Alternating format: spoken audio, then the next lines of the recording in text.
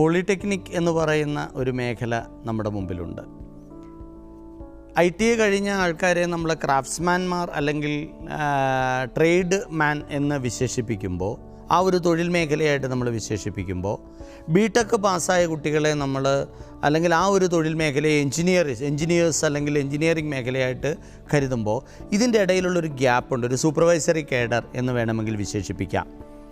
അപ്പോൾ ആ ഒരു സൂപ്പർവൈസറി കേഡറിലേക്ക് ഒരു ടെക്നീഷ്യന്മാരെ സൃഷ്ടിക്കുന്നതിന് വേണ്ടിയിട്ട്, ആ ഒരു ഗ്യാപ്പ് ഫില്ല് ചെയ്യുന്നതിന് വേണ്ടിയിട്ടാണ് രാജ്യത്ത് പോളിടെക്നിക്കുകൾ ആരംഭിച്ചിട്ടുള്ളത്.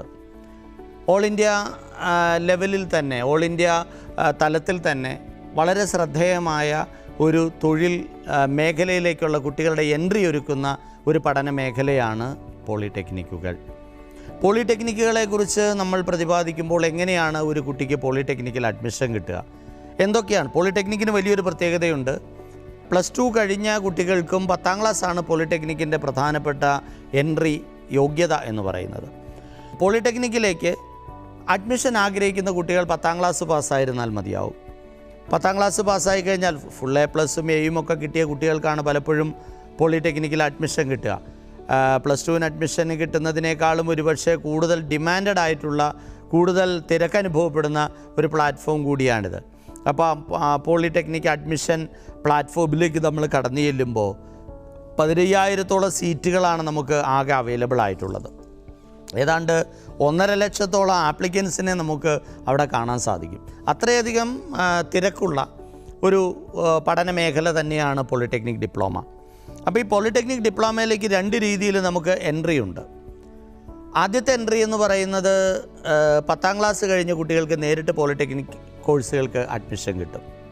രണ്ടാമത്തെ മേഖല എന്ന് പറയുന്നത് +2 മാത്സ്, സയൻസ് പഠിച്ചിട്ടുള്ള, ഇംഗ്ലീഷ് പഠിച്ചിട്ടുള്ള കുട്ടികൾക്ക് +2 കഴിഞ്ഞിട്ട് ലാറ്ററൽ എൻട്രി എന്ന് പറയുന്ന സ്ട്രീമിലൂടെ 10% സീറ്റുകൾ ലാറ്ററൽ എൻട്രി പ്രോഗ്രാമിലൂടെ സെക്കൻഡ് ഇയർ പോളിടെക്നിക്കിന് അഡ്മിഷൻ കിട്ടും. അപ്പോൾ +2 കഴിഞ്ഞ കുട്ടികൾ ഒരിക്കലും 10ാം ക്ലാസ് യോഗ്യത വെച്ച് 1ാം വർഷ പോളിടെക്നിക്കിന് ചേരേണ്ട കാര്യമില്ല. അവർക്ക് ലാറ്ററൽ എൻട്രിയിലൂടെ 2ാം വർഷ പോളിടെക്നിക് ഡിപ്ലോമയ്ക്ക് ജോയിൻ ചെയ്യാം. ഫിസിക്സ്, കെമിസ്ട്രി, മാത്സ് ഒക്കെ അവർ പഠിച്ച സബ്ജക്റ്റുകൾ കഴിഞ്ഞിട്ട് അവർ പഠിക്കാത്ത ചില സബ്ജക്റ്റുകളുണ്ട്.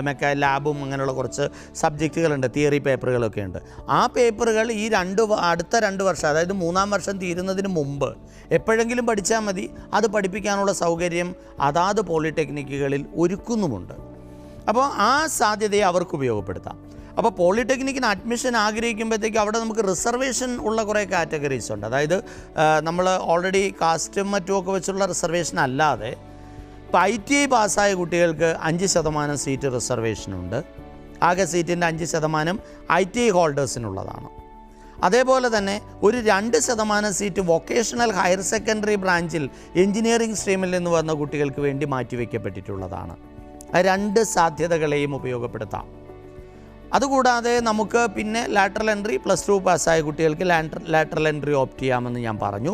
പിന്നെ വരുന്ന പ്രധാനപ്പെട്ട ഒരു മേഖല എന്ന് പറഞ്ഞാൽ ഭിന്നശേഷിക്കാരായിട്ടുള്ള ആൾക്കാർക്ക് വേണ്ടിയിട്ടുള്ള പ്രത്യേക പോളിടെക്നിക്കുകളുണ്ട്. അത് വിമൻ പോളിടെക്നിക് ഉണ്ട് തിരുവനന്തപുരത്തെ, അതേപോലെ തന്നെ Kozhikode government polytechnic, Kottayam government polytechnic, ഇങ്ങനെയുള്ള നിരവധി, തൃപ്രയാർ പോളിടെക്നിക്ക്, ഇവിടെയൊക്കെ ഭിന്നശേഷിക്കാരായിട്ടുള്ള കുട്ടികൾക്ക് പ്രത്യേക പരിഗണനകളുണ്ട്. സീറ്റ് റിസർവേഷൻസ് ഉണ്ട്, അവർക്ക് വേണ്ടിയിട്ടുള്ള സംവിധാനങ്ങളുണ്ട്. അപ്പോൾ ഭിന്നശേഷിക്കാരായിട്ടുള്ള കൂട്ടുകാർക്ക് ഈ സാധ്യതകളെ വേണമെങ്കിൽ ഉപയോഗപ്പെടുത്തി പോളിടെക്നിക് പഠനത്തിലേക്ക് കടന്നു ചെല്ലാൻ സാധിക്കും. പോളിടെക്നിക് എന്ന് പറയുമ്പോൾ എഞ്ചിനീയറിംഗ് ബ്രാഞ്ചാണ്. മിക്കവാറും എല്ലാ BTech ബ്രാഞ്ചുകൾക്ക് തുല്യമായ പഠന സാധ്യതകളും ഇവിടെ ഒരുക്കപ്പെടുന്നുണ്ട്. പോളിടെക്നിക്കിനുള്ള ഏറ്റവും വലിയൊരു പ്രത്യേകത എന്താണെന്ന് ചോദിച്ചാൽ 3 വർഷം കൊണ്ട് ഏതാണ്ട് 15 വയസ്സിൽ 10ാം ക്ലാസ് കഴിഞ്ഞ ഒരു 16ാമത്തെ വയസ്സോടുകൂടി 10ാം ക്ലാസ് പാസ്സായൊരു കുട്ടി 19ാമത്തെ വയസ്സിൽ 3 വർഷം കൊണ്ട് പോളിടെക്നിക്ക് കംപ്ലീറ്റ് ചെയ്ത് അയാൾക്ക് 19ാമത്തെ വയസ്സിൽ തന്നെ ഒരു ജോലിയിൽ പ്രവേശിക്കാൻ കഴിയുന്നു. ടീച്ചിങ് മേഖലയിൽ വലിയ സാധ്യതകളുണ്ട് ഇവിടെ. അപ്പോൾ ടീച്ചിങ് മേഖലയിലെ സാധ്യതകൾ എടുക്കുമ്പോഴത്തേക്കും പോളിടെക്നിക്കുകളിൽ, ITA-കളിൽ, എൻജിനീയറിംഗ് കോളേജുകളിലൊക്കെ ഡെമോൺസ്ട്രേറ്ററായിട്ടും ITA-യിലും പോളിടെക്നിക്കിലും ഒക്കെ അധ്യാപകരായിട്ടും ഒക്കെ ജോലിക്ക് കയറാനായിട്ട് കഴിയും. ഒരുപക്ഷെ ടെക്നിക്കൽ ഹയർ സെക്കൻഡറി ഡിപ്പാർട്ട്മെൻ്റ് ഉണ്ടല്ലോ, ടെക്നിക്കൽ ഹൈസ്കൂളുകളിലുമൊക്കെ ഡെമോൺസ്ട്രേറ്ററായിട്ട് ജോലിക്ക് കയറാൻ കഴിയുന്നത് പോളിടെക്നിക് ഡിപ്ലോമ പാസ്സായ ആൾക്കാർക്കാണ്.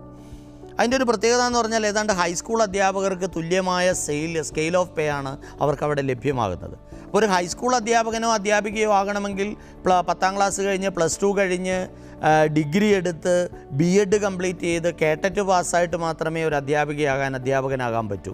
അപ്പോൾ അതിന് വേണ്ടി വരുന്ന നീണ്ട കാലയളവ്, +2വിൻ്റെ 2 വർഷം, ഡിഗ്രിയുടെ ഇനി 4 വർഷം, അതുപോലെ തന്നെ BEdൻ്റെ 2 വർഷക്കാലം, അതേപോലെ തന്നെ ഒരു കേട്ടറ്റ് പാസ്സാകാനുള്ള എടുക്കുന്ന കാലയളവ്, ഇതെല്ലാം കൂടെ ചേരുമ്പോഴാണ് ഏതാണ്ട് ഒരു 5-6 വർഷം എക്സ്ട്രാ പഠിച്ചാലാണ് ഒരു കുട്ടിക്ക് ഹൈസ്കൂളിൽ അധ്യാപകരാകാൻ പറ്റുക.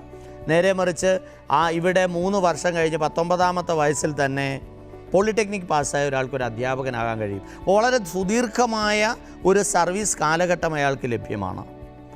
അത് കഴിഞ്ഞാൽ മറ്റൊരു മേഖല എന്ന് പറഞ്ഞാൽ ഇപ്പോൾ loco pilot, motor vehicle inspector, ഇങ്ങനെയുള്ള മേഖലകൾ നമുക്ക് കടന്നു ചെല്ലാൻ കഴിയുന്ന, മെക്കാനിക്കൽ ഓട്ടോമൊബൈൽ എഞ്ചിനീയറിംഗ് എടുത്ത കുട്ടികൾക്ക് കടന്നു ചെല്ലാൻ കഴിയുന്ന തൊഴിൽ മേഖലയാണ്.